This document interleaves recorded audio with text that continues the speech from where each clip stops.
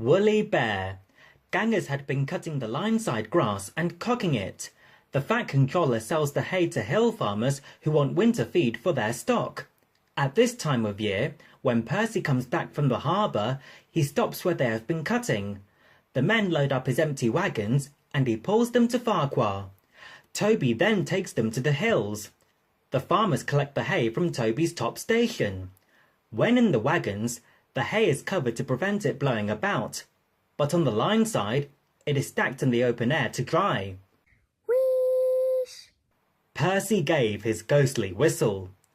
Don't be frightened, Thomas. He laughed. It's only me. Your ugly fizz is enough to frighten anyone, said Thomas crossly. You're like Ugly indeed. I'm a green caterpillar with red stripes, continued Thomas firmly. You crawl like one too. I don't. Who's been late every afternoon this week? It's the hay. I can't help that. Said Thomas. Time's time, and the Fat Controller relies on me to keep it. I can't if you crawl in the hay till all hours.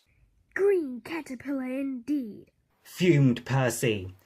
Everyone says I'm handsome. Or at least nearly everyone. Anyway, my curves are better than Thomas's corners. He took his trucks to the harbour and spent the morning shunting. Thomas says I'm always late. He grumbled. I'm never late.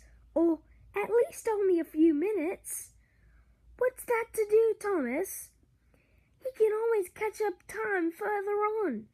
All the same, he and his driver decided to start home early. It was most unfortunate that just before they did, a crate of treacle was upset over him. They wiped the worst off, but he was still sticky when he puffed away. The wind rose as they puffed along. Soon it was blowing a gale. Look at that! Exclaimed his driver. The wind caught the piled hay, tossing it up and over the track. The gangers tried to clear it, but more always came. The line climbed here. Take a run at it, Percy, his driver advised.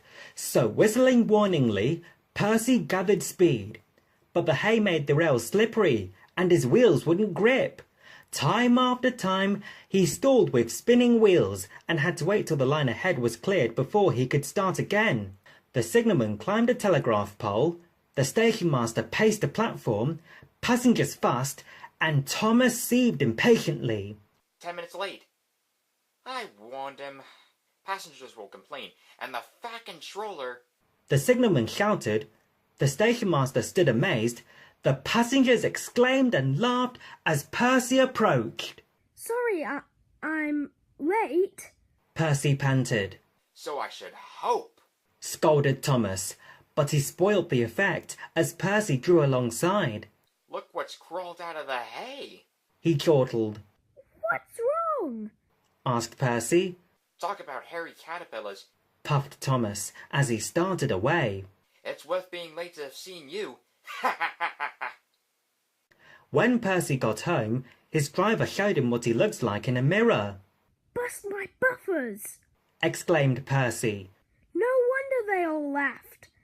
I'm just like a woolly bear. Please clean me before Toby comes. But it was no good. Thomas told Toby all about it.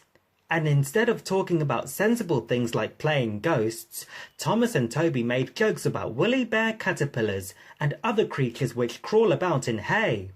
They laughed a lot, but Percy thought they were really being very silly indeed.